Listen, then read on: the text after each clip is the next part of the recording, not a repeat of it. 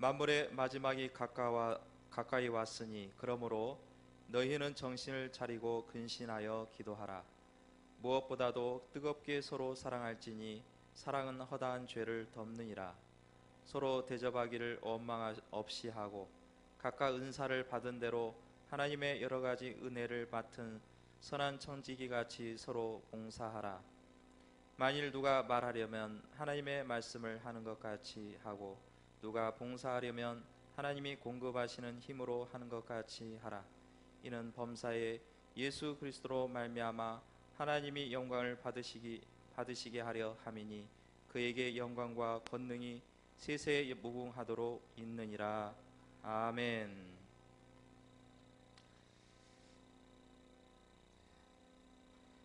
오늘은 마지막 주일로서 서로 한번 인사하겠습니다. 한 해 동안 수고하셨습니다.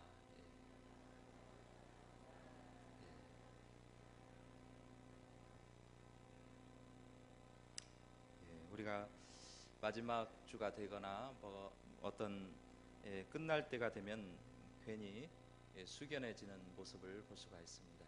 그러나 또 새로운 새해를 우리는 준비하고 또 새로운 마음으로 전진해 가야 될 것입니다. 의학을 공부하는 사람이라면 의사가 되려는 사람은 반드시 해야 될 일이 있습니다. 그것은 히포크라테스의 선서라는 그 선서를 하게 되어 있고 또 그것을 하고 나서 졸업식을 한다고 합니다. 히포크라테스의 성서를 보면은 그 내용 중에 이런 말이 있습니다. 나의 은사에 대하여 존경과 감사를 드립니다. 모든 직업이 귀하고 또 자기에 맡겨진 직책은 생각할 때에 그것을 가르쳐주고 또 그것을 지도한 사람을 향해서 존경과 감사를 드려야 할 것입니다.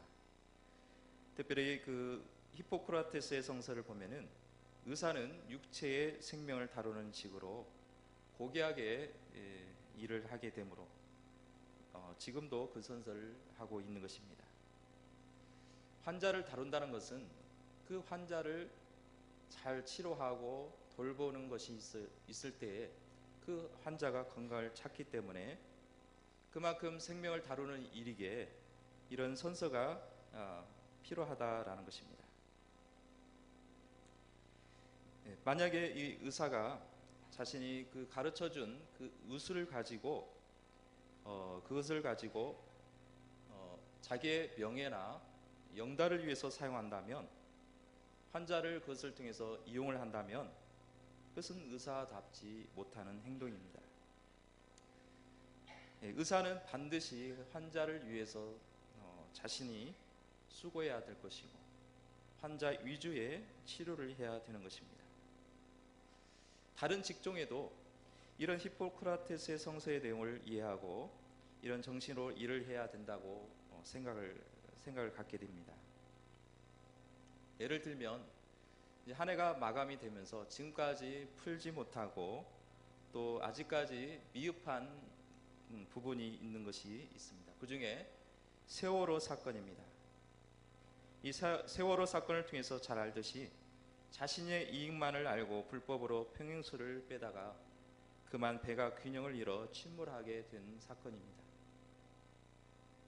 선장과 승무원은 그 승선한 승객들을 최대한 안전하고 또 생명을 구조하는 데 힘써야 되는 것이 바로 이 선장과 승무원이 해야 할 책무일 것입니다. 그럼에도 불구하고 분명히 자신의 직무와 어떤 역할을 배웠음에도 불구하고 승객을 먼저 보호할 것을 하지 아니하고 오히려 자신이 먼저 살려는 그런 모습도 보이게 된 것입니다. 오히려 젊은 승무원들이 희생하고 그 특별한 생각과 숭고한 직무의식을 지녀서 학생들을 위하여 자신의 군명의를 내어주는 그러한 모습도 볼 수가 있었습니다. 생명을 직접 살리는 것도 있고 또 생명을 보호하는 일도 하는 것도 생명의 안전을 책임지는 사람들도 있습니다. 이 모두가 생명과 연관이 있기 때문에 자기 업무를 소중하게 여겨야 되는 것입니다. 자기를 희생하면서 다른 승객을 구했던 그 숭고한 정신을 우리는 본받아야 되는 것입니다. 기독교적 관점에서 보면은 직업과 소명이라는 단어를 사용할 수 있습니다. 단순히 돈을 벌고 생계를 위해서 살아가면 생명을 천시 여길 수가 있습니다. 그러나 소명은 부름을 받은 자로서 생명을 바쳐서라도 그 일을 반드시 이루기 위해 살아가는 사람들입니다. 그래서 생명과 관련해서 말씀을 드리려고 합니다. 인간은 생일이 둘이 있다고 합니다. 하나는 생리학적 생일입니다. 누구나가 다 태어나게 되면 생년월일이 다 있습니다. 그날과 그때는 내가 부모님의 뱃속에서 10달 동안 있다가 그 날이 되어서 해산이 되면은 그 날이 생일로 평생 동안 지키게 됩니다. 또 두 번째 생일은 나의 존재 이유와 생이 주어진 목적을 깨닫는 시간입니다. 나는 왜 이 땅에 세상에서 나왔으며 또 이 땅에서 어떻게 보내야 될 것이고 또 그 의미를 깨닫는 것이 바로 두 번째 생일이라고 볼 수 있습니다. 유감스럽게도 이 두 번째 생일을 맞지 못하고 엄격히 말하면 사람다운 생을 출발도 못하고 끝내는 안타까운 사람들이 많이 있는 것입니다. 우리는 창조주 하나님의 능력과 그 섭리를 믿습니다. 그 거룩한 경륜 속에서 우리는 예수 그리스도 안에서 다시 태어난 줄로 믿습니다. 이것이 바로 두 번째 생일입니다. 주님으로부터 부름을 받고 또 구원의 부름을 받은 다음에 또 우리에게 이 땅에서의 사명을 동시에 부여해 주신 것입니다. 모든 사람이 자신이 이 땅에서 할 일을 해야 되지만은 성도들은 하나님의 뜻하신 목적을 위해 할 일이 있다는 것입니다. 하나님이 이루실 역사에 저와 여러분은 최소한의 동참하고 있는 것입니다. 나의 환경이 어땠고 나의 배경이 어떠하며 또 등수에 따라서 등급을 매기며 평가받는 것이 아니라 하나님께서 나에게 특별하게 불러주시고 또 하나님의 일을 이루시기 위해서 우리를 부르는 그 부름에 우리는 응답하며 또한 사명의식을 가져야 될 줄로 믿습니다. 그렇기 때문에 우리는 세상에서는 실력과 학력이나 또 여러 가지 어떤 능력이 필요로 합니다. 그러나 하나님께서 불러주신 것은 내가 어떤 능력이 있고 힘이 있기 때문에 하나님께서 불러주신 것이 아니라 하나님의 계획과 하나님의 뜻을 이루게 하여 우리를 불러주시고 또 그 사명을 부여주시고 또한 그 일을 이루어 주시기까지 우리에게 약속을 주시며 또 우리에게 능력을 주시는 것입니다. 그것이 마태복음 28장 18절 20절 말씀에 보면은 주님께서 승천하시면서 제자들과 그 많은 사람들에게 지상 대명령을 내리셨습니다. 그것은 우리에게 말씀을 듣고 그 가운데서 우리가 구원의 백성으로서의 사명은 전 세계의 복음 전파인 것입니다. 아직도 믿지 않는 영혼을 향해서 하나님의 말씀을 증거하고 또 주님 앞에 인도하는 그런 사명을 우리에게 주신 것입니다. 그러기에 우리는 이 사명을 발견하고 사명을 위해서 좌로나 우로나 치우치지 아니하고 난망치 아니하고 달려가느냐가 문제인 것입니다. 사명을 발견하고 가는 사람은 결과에 연연하지 않습니다. 결과가 어떻게 됐기 때문에 우리가 그 좌우되는 것이 아니라 하나님께서 주신 사명이 있게 그 사명을 우리는 수행하고 성실히 감당하는 것이 우리가 해야 되는 일인 줄로 믿습니다. 모세는 주님의 음성을 들었습니다. 가시떨기 나무에서 부름을 받았고 또 노예 400년 동안 바로 밑에서 노예 생활을 하는 이스라엘 백성들을 향해서 약속의 땅으로 인도하라고 명령을 받게 된 것입니다. 주님의 그 부름을 받을 때는 언제였냐면 80년, 태어난 지 80년이 되는 그때에 부르셨던 것입니다. 그렇다면 하나님은 더 일찍 부르실 수도 있지 않겠느냐라고 생각할 수 있습니다. 좀 더 젊었을 때, 더 청춘이었을 때 하나님께서 불러주시면 더 열정적으로 주의 사역을 감당할 것이고 더 힘있게 하지 않겠느냐라고 생각할 수 있지만은 하나님은 그렇게 생각하지 않으셨습니다. 바로의 궁전에서 40년을 살았습니다. 또 광야에서 40년 동안 목자 생활을 했습니다.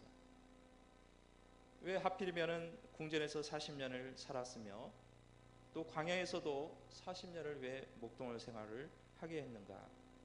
이 모두가 하나님의 계획하심이 있었고 또 그 가운데서 하나님께서 또 훈련하고 연단하는 과정이 필요한 것입니다. 엑소더스라는 영화를 보면은 거기에서는 모세가 목자 생활을 하면서 10년도 되지 않은 채 부름을 받아가지고 보냄을 받습니다. 우리가 성경에서 생각하는 것은 40년 동안 목동 생활을 하다가 거기 가서 하나님께서 기적을 베풀어 주시고 거기서 또한 10가지 재앙을 내리게 됐는데 영화에서는 모세가 가서 지하 조직을 만들고 훈련을 시킵니다. 그런데 바로 왕도 거기에 대한 보복을 하게 됨으로써 결국에는 하나님이 내려주신 그 재앙으로 해방되는 그런 내용으로 전개가 됩니다. 이 영화도 어떻게 보면 좀 그럴듯하다. 40년 동안의 궁전 왕자로서의 삶을 살았고 또 10년 동안 그래도 어느 정도 성경적 교육을 받았을 수 있고 그런 가운데서 왕성할 때 보냄을 받으면 더 열정적으로 그렇게 이스라엘 백성들을 구원하지 않겠느냐라고 생각하지만은 하나님의 말씀은 하나님의 계획은 그렇지 않다라는 것입니다. 모든 것이 하나님의 시간이 필요했고 또 사명을 받을 때까지는 40년의 왕자 생활도 필요했고 또 40년의 광야에서 양을 흔히 누구나 할 수 있는 양을 치는 것도 결코 무의미한 생활이 아니었던 것입니다. 하나님께서는 어느 순간에 능력을 주셔서 이스라엘 백성들을 이끌어갈 지도자로 세울 수 있는 것입니다. 그러나 그런 방법을 사용하지 아니하시고 훈련과 연단을 통해서 과정을 거치도록 했다는 것입니다. 일반적으로 우리가 생각하는 과거의 실패다. 이것은 절대 실패라고 생각할 수 있습니다. 때로는 보면은 어떤 목회자로 부름을 받을 때도 어떤 회사나 어떤 사업을 해서 실패해서 또 목회의 길을 부름을 받는 경우도 있습니다. 그러나 그것은 결코 하나님 편에서 봤을 때는 실패가 아니라는 것입니다. 또 때로는 이왕이면 더 확실하게 하나님께서 불러주실 거라면 일찍이 불러주셔서 하나님의 일을 감당하고 또 주님의 뜻을 이루면 되지 않겠느냐 생각하지만 허송세월이라고 생각했던 것도 다 하나님의 계획이었고 또 훈련 방법이었고 또 그에 따라서 사명자로 부르기 위한 특별한 또 더불어서 능력을 베풀어 주시는 것입니다. 오늘 본문의 말씀의 10절에 보면은 각각 은사를 받은 대로라는 말씀이 들어 있습니다. 하나님께서는 우리를 부르시고 세명을 주신 것은 스스로 능력을 발휘해서 하라는 것이 아니라 무엇인가 할 수 있도록 은혜의 선물을 주셨습니다. 그것은 바로 우리에게 각자에게 은사를 베풀어 주신 것입니다. 여러분들이 나는 은사가 없을 것이다. 나는 은사가 좀 부족하다고 생각하지만은 하나님은 우리를 불러주시면서 각양 은사를 우리에게 주신 줄로 믿습니다. 어떤 은사라고 하면 대단한 것으로만 생각합니다. 마치 어떤 방언을 해야 되고 통변을 해야 되고 어떤 병 고치는 그런 능력을 베풀어야 되고 그런 어떤 특정의 은사만이 은사라고 생각하면 절대 오산인 것입니다. 은사는 작은 봉사에서도 하나님께서는 그 일을 하도록 하나님께서 우리에게 주신 특권인 줄로 믿습니다. 세상 사람들은 재능과 세상 사람들이 가진 재능과 하나님의 부름을 받은 성도들의 재능은 차이가 있다는 것입니다. 세상에선 능력이 되지 않으면 할 수 없습니다. 그 일을 감당할 수 없습니다. 반면에 능력이 되지 않아도 하나님께서 소명을 받은 자에게는 은사를 특별히 주시고 그 일을 맡아서 할 수 있도록 해 주신다는 것입니다. 그렇기 때문에 우리는 내가 가진 능력을 보고 제한할 것이 아니라 하나님께서 나에게 어떤 은사를 주셨는지 그것을 찾아내고 또 더 좋은 은사를 주시도록 우리는 하나님 앞에 기도해야 될 것입니다. 그래서 오늘 본문에는 은혜를 맡은 청지기라는 말로 시작을 하고 있습니다. 이 청지기라는 말은 옛날 번역에 보면은 집사라고 칭하고 있습니다. 그러면 이 집사라고 하니까 교회 직분에 보면은 안수입사, 서리입사 그것을 호칭하는 것이 아니라 집을 지키면서 주인의 허락 아래서 모든 것을 관리하는 사람을 말하고 있는 것입니다. 다시 말해서 우리가 청지기라는 것은 하나님께서 각자에게 주신 달란트가 있는데 그 안에서 사명을 위하여 사용하라는 것입니다. 우리에게 어떤 주인이 청지기라는 것은 그 어떤 큰 저택에 그 주인이 관리를 못하기 때문에 대신하여 청지기를 세우게 되고 그 청지기로 하여금 모든 것을 권한을 줍니다. 그래서 그 청지기가 관리도 하고 또 거기서 또 여러 가지 재정도 사용을 하고 그렇게 해서 노예와 달리 어떤 특별한 직위를 허용해서 그 일을 감당하도록 하는 것입니다. 나는 특별히 하나님의 영광을 위해서 내세울 것이 없다고 말한 것은 잘못된 생각인 것입니다. 저와 여러분들 자체가 하나님이 생명을 주신 몸으로 우리에게 몸을 주셨고 또한 우리에게 각자에게 또 할 수 있는 또 힘을 더해 주시는 것입니다. 누구나 크건 작건 간에 맡겨진 일들이 있기 때문에 그것을 빨리 찾아내어 사명을 감당해야 되는 것입니다. 누구나 부르심을 입은 자들은 청지기가 된 것입니다. 그래서 은혜를 맡은 청지기라고 말을 하고 있습니다. 저와 여러분은 은혜를 맡은 자로서 청지기의 삶을 사시기를 주님의 이름으로 축복합니다. 그렇다면 어떻게 청지기의 삶을 살아갈 것이며 청지기는 주님이 오시는 날 마지막 때에 결산하는 마음으로 해야 됩니다. 선한 청지기에 대해서는 성경에도 이미 말씀하고 있습니다. 선한 청지기는 주인이 없기 때문에 자기 마음대로 자기 생각대로 자기 욕심대로 살아가는 것이 살다가도 다시금 정신을 차려서 이것은 내가 주인이 나에게 맡겨준 것이니 다시금 정리를 하고 자신을 돌아보고 또 선한 청지기로서의 사명을 감당하는 것입니다. 이것은 결산하는 마음으로 살아가는 것입니다. 언젠가는 지금은 결산을 하지 않을지라도 언젠가는 주인이 오면 결산을 할 것이고 또 주인이 나에게 뭔가를 요구를 한 것을 찾을 때가 있을 거라는 생각을 가지고 열심히 그 사명을 감당하는 것이 바로 선한 청지기의 삶입니다. 베드로전서를 기록한 때가 벌써 2000년이 넘었습니다. 그때도 말세인데도 말세라고 하는데 지금에 와서는 오직 하겠습니까? 청지기는 결산할 때가 옵니다. 그 이유는 주인을 대신하여 맡겨놓은 것이 있기 때문입니다. 말세가 다가오면 세상에는 극도의 혼란이 일어나고 판단력이 흐려지게 됩니다. 난리가 일어나고 또 혹세무민하는 종교가 또 신생 종교들이 일어나면서 신실한 성도들까지도 마음을 동요를 시키고 또 혼란케 만드는 시대를 우리는 살고 있는 것입니다. 그래서 말세를 살아가는 청지기에 요구하는 것이 바로 두 가지를 요구하고 있습니다. 먼저는 정신을 차리고 근신하여 기도하라라는 것입니다.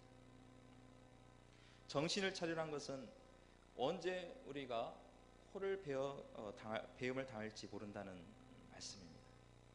옛날에 서울에 가면, 지금이야 우리가 뭐 서울 언제든지 갈 수 있는 그런 여건이 되지만은, 옛날엔 서울 가기가 쉽지 않았고, 또 서울 가면은 자기가 가다 보면은 코가 베음을 받는데도 모를 정도로 그렇게 사기를 당한다는 것입니다.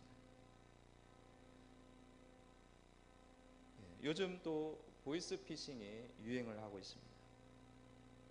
저도 이 보이스피싱의 피해를 받게 되었습니다. 전혀 의심하지도 않았고, 또 이것이 보이스피싱이라는 생각조차 할 수가 없었습니다. 생각을 하지 못했습니다. 왜냐하면 컴퓨터를 어느 날 토요일 날 켜게 됐는데, 일반적으로 컴퓨터를 뜨면은 제대로 작동을 되다가 그날따라 본 화면이 뜨는데 금융감독원이라는 그런 단어를 볼 수가 있었고, 또 개인 정보가 유출이 되었으니 은행에 가서 다시금 제 인증을 받아야 된다. 다른 거 눌러도 안 되는 거예요. 왜 평소에 이제 쓰다 보면은 잘 안 되면 어떻습니까? 답답하니까 바로 눌러서 해결을 봐야 되는 거예요. 저는 전혀 의심하지 않고 그걸 하다가 보니까 은행에 가서 어떤 특정 은행에 가서 다 하다 보면서 또 보안카드도 넣으라는 거예요. 넣다 보니까 속으로는 무슨 내가 뭐 하고 있는지 하는 생각도 했지만은, 일단은 하라고 했으니 할 수밖에 없었습니다. 그러다가 또 이 스마트폰에 인증을 또 받아야 된다는 거예요. 아무리 해도 안 되는 거예요. 그래서 전화를 했죠. 이게 지금 인증을 받아야 하는데 안 됩니다.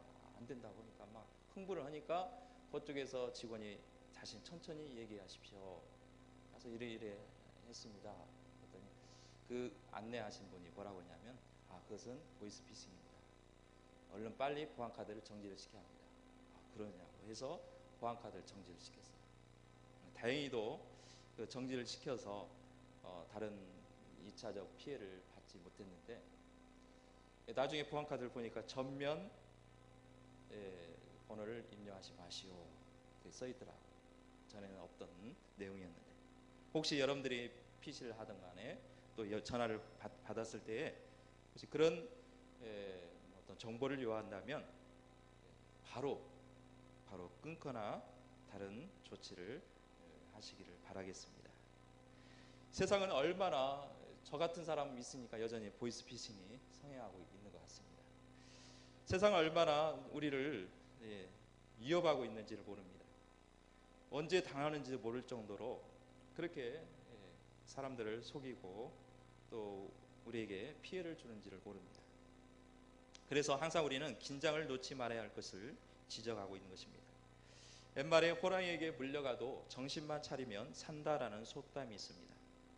신앙의 점검, 내 신앙이 어느 정도인지, 성실한 믿음 생활을 했을 때와 비교해서 지금 어떠한지를 우리는 비교하면서, 만약에 내 과거의 초창기에 신앙의 열정대로 살지 못한다면, 때로는 내가 뭔가 이 신앙생활하는데 부족하고 있다면 다시금 돌이켜서 내가 지금 이렇게 신앙생활을 하면 안 되겠지, 또 주님 앞에 나와서 다시금 내 자신을 점검하고, 또 나태해졌다면 내 자신을 정비하는 그러한 정신이 필요한 줄로 믿습니다.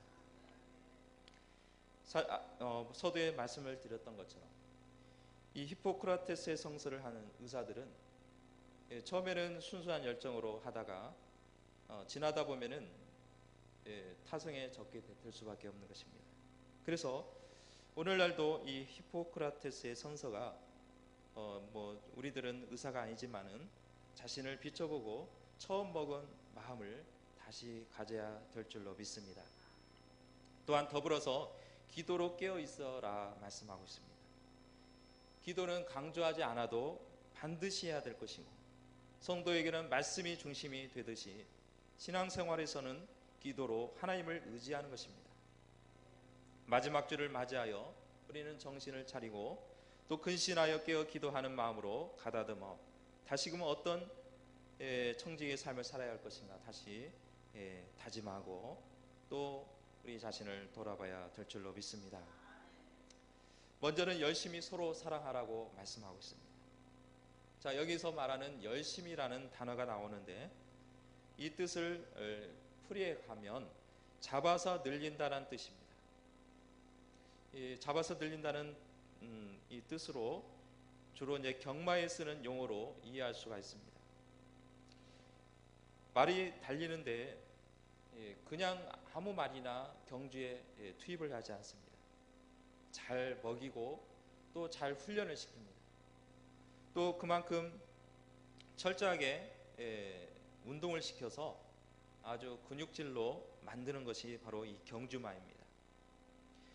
그래서 이 달리기만 하면 너무나 잘 달린데 이 경주마를 다 누구나가 경주마를 다 훈련을 시켜서 출전을 하면 그러면 저절로 달리는 게 아닙니다. 다 너무나 잘 달리기 때문에 거기에다가 뭘 하냐면은 채찍을 합니다. 채찍을 함으로써 달리는 말에다가 더 자극을 주고 더 가속화를 가지도록 그 말에게 채찍을 하면서 이 능력을 극대화되었는데 그 능력을 더 극대화시킨다라는 것입니다. 바로 이 열심이란 것은 내가 가진 그 어떤 한계가 있는데 그것을 내가 내 할 수 있는 것은 이만큼이다라고 제한을 하는 것이 아니라 거기다가 좀 더 가미를 해서 더 열심을 해서 내가 이만큼 했지만 다음에는 더 열심히 해서 조금 더 할 수 있다면 그것을 더 늘려가지고 내 자신의 하나님께서 주신 그 은사와 달란트를 10분 발휘하고 그 능력을 또 베풀어야 될 줄로 믿습니다. 우리는 예수님의 고귀한 십자가의 희생으로 사랑을 받은 존재가 되었습니다. 그래서 우리도 주님의 사랑을 나눠야 됩니다. 형제를 사랑하는 것은 나의 취향에 맞으면 사랑하고 미우면 버리는 사랑이 아니라 사랑의 영역을 더 넓혀서 내가 할 수 있는 사랑의 범위가 이 정도였으면 이제는 내년에 새해는 더 많은 그러한 사랑을 베풀어야 될 줄로 믿습니다. 한참 우리는 뜨겁게 사랑할 때도 있었고 또 추워도 추운지 모를 때가 있었고 작으면 작은 대로 좋고 또 실수하면 실수한 대로 우리는 때로는 마냥 좋을 때가 있었습니다. 그 순간에는 허물이 보이지 않습니다. 실수도 실수로 보이지 않습니다. 그러나 그것이 열심으로 사랑하지 아니하고 우리가 점점점 신앙이 낙후화되면 상대방의 허물이 보이게 되고 또 허점이 보이게 되고 서로 간에 또한 사랑하는 마음이 사라지고 또 미워하는 마음이 생기게 되는 것입니다. 그러기에 우리는 나만 사랑하는 것이 아니라 서로 사랑하라는 것은 서로 상대방에게 사랑을 베풀고 또 서로 간의 사랑을 확인하는 우리 믿음의 공동체가 되시기를 축복합니다. 그런 의미에서 내년엔 또한 구역 모임이 또한 정기적으로 갖자 그렇게 지금 광고도 들었습니다. 우리는 구역을 살펴야 됩니다. 바쁜 가운데서도 한 달에 한 번 정도 매주 모이기는 힘들 수 있겠지만은 그래도 한 달에는 한 번은 모여야 되겠다. 서로 간에 시간을 맞추기도 힘들지만은 그렇지만 불가피하게 참석을 못하면은 다음에 기약을 하고 이렇게 해서 한 달에 한 번씩이라도 구역이 더 모이는 아름다운 구역들이 되시기를 축복합니다. 두 번째 보면은 서로 대접하기를 원망 없이 하라라고 말씀하고 있습니다. 고대 세계에는 서민들을 위한 숙박시설이 상당히 부족했습니다. 그래서 친구들이나 여행자들에 위한 숙식을 제공하는 일은 다른 어떤 것보다도 큰 봉사였습니다. 여러분들 자신의 집을 빌려준다는 것은 한 방을 빌려준다는 것은 얼마나 불편한 일입니까? 또 힘든 일이지만은 그러나 그것은 힘든 일이라 할지라도 서로 대접하라는 것입니다. 그 당시에 지금이야 뭐 호텔이나 모텔 아주 좋은 그런 환경 속에서 또 숙박을 할 수 있지만은 그 당시에는 일반 숙박 시설은 너무나 불결했었고 또 너무나 형편이 없었습니다. 그렇기 때문에 집으로 초대하는 것은 최고의 섬김이 되었던 것입니다. 이에 그리스도인들이 전도를 하다가도 숙소가 없으면 자신의 방을 내어주는 것으로 대접을 했던 것입니다. 이처럼 우리는 말로만 할 것이 아니라 서로 손대접하기를 먼저 하라고 말씀합니다. 때로는 음식을 대접하게 할 필요가 있는 것이고 또 자신의 집을 또 때로는 불편하지만 구역 모임이 이루어지기 위해서는 자신의 집을 먼저 양보하는 것도 필요하게 되는 것입니다. 12세기의 수도사였던 콜로르보 버나드라는 분이 있었습니다. 그분의 책을 보면은 하나님의 사랑이라는 책으로 하나님의 사랑을 실천함에 있어서 우리가 시험에 빠지고 유혹에 빠지는 수가 있다고 4가지로 경고하고 있습니다. 그 중에 4가지를 보면은 첫 번째가 실망입니다. 그러나 참 사랑에는 실망이 없다는 것입니다. 우리는 하다 보면은 실망할 수가 있고 상대방에게 대해서 뭔가 오해를 하다 보면 실망을 할 수가 있는 것입니다. 또 두 번째는 제한적 시간입니다. 어떤 것을 볼 때에 이것은 이거밖에 할 수 없다라는 그런 제한을 두는 것을 가장 경계하라는 것입니다. 주님 안에서 우리는 무한하게 베풀어야 될 것이고 또한 무한한 미래를 바라봐야 되는 것입니다. 또 세 번째 보면은 추상적인 사랑이 아니라 현실로 실천하는 사랑을 베풀으라 라고 가르쳐주고 있습니다. 또 네 번째는 칭찬받기를 좋아하는 하지만은 그만큼 또 서로 칭찬하고 서로 대접하라고 또 가르쳐주고 있는 것입니다. 이처럼 우리는 손 대접하기를 먼저 하고 또 양보하면서 우리가 서로를 섬기는 아름다운 공동체가 되어야 될 줄로 믿습니다. 또 세 번째 보면은 서로 봉사하라는 것입니다. 요한복음 13장 14절에 보면 내가 너희들의 발을 씻겼다고 말씀하고 있습니다. 예수님은 제자들의 발을 씻을 그러한 위치가 아닙니다. 그렇지만은 예수님은 친히 제자들에게 무릎을 꿇고 그 더러운 발을 먼저 씻었습니다. 이로 인해서 내가 너희를 발을 씻긴 것처럼 너희들은 서로 발을 씻으라고 말씀하고 있는 것입니다. 우리가 참 굳은 일을 서로 먼저 하기는 쉽지 않습니다. 그러나 주님께서 내 발을 씻어 주신 것처럼 우리는 굳은 일을 먼저 나서야 될 것이고 먼저 우리가 그 굳은 일을 자처해야 될 줄로 믿습니다. 바로 이 봉사는 섬기는 것입니다. 우리 예배를 통해서 섬길 수 있고 또 찬양으로서 기도로서 섬길 수가 있는 것입니다. 또한 여러 가지로 우리가 생각하고 있는 봉사의 그 섬김을 통해서 우리가 서로 봉사에 힘쓸 수가 있는 것이고 또 주님의 그 섬김을 본받을 수가 있는 것입니다. 예수님은 우리를 위하여 죽으셨습니다. 세상에 오실 때 섬김을 받으려 함이 아니오 오히려 섬기려 하고 대속물로 주려 함이라고 말씀하고 있는 것입니다. 연말이 되면 늘 힘든 일이 있습니다. 그것은 뭐냐면은 봉사자를 찾기가 쉽지 않다는 것입니다. 한 해 동안 열심히 봉사를 한 우리 성도들을 보면은 때로는 참 속으로는 너무나 칭찬하고 싶고 또 한편으로는 또 안쓰러운 부분도 있습니다. 그러다 보면은 때로는 힘든 봉사를 하다 보면은 내년에는 좀 쉬어야 되겠구나 아니면 좀 더 편한 봉사가 없을까라고 생각할 수가 있습니다. 그러나 우리는 더 힘든 일이라 할지라도 주님의 그 섬김을 우리는 생각하면서 더 봉사에 열정적으로 힘써 주시기를 축복합니다. 아멘 소리가 너무 작습니다. 내년에도 봉사에 더 열정적으로 섬기시기를 축복합니다. 우리는 봉사할 때 내 힘으로 하는 게 아니에요. 우리가 일반적으로 생각할 때는 내가 여력이 있고 시간이 있기 때문에 봉사한다고 생각하면 안 되는 것입니다. 오늘 말씀이 어떻습니까?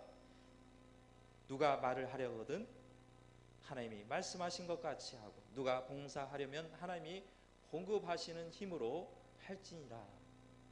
하나님께서 우리에게 공급해 주시기 때문에 내가 일을 감당하는 것이고, 하나님께서 힘을 주셨기 때문에 우리가 능히 봉사에 또한 헌신할 줄로 믿습니다. 우리가 설교자에게 가장 어려운 게 뭐겠습니까? 예수님의 말씀을 대언하는 것입니다. 감히 어떻게 말씀을 대언할 수 있겠습니까? 그러나 하나님께서는 목회자에게 훈련을 시키고 또 설교할 수 있는 그런 능력도 허락해 주신 것입니다. 또 성도들에게는 조심스럽게 말하라는 것입니다. 나는 그냥 무심코 던진 말이었는데, 평소에 내가 던진 말이었는데, 어떻게 보면 상대방이 봤을 때는 그 사람의 어떤 모습을 보는 것이 아니라 그 사람이 믿는 하나님을 본다는 것입니다. 그래서 기독교인들이 말을 조심해야 된다는 거예요.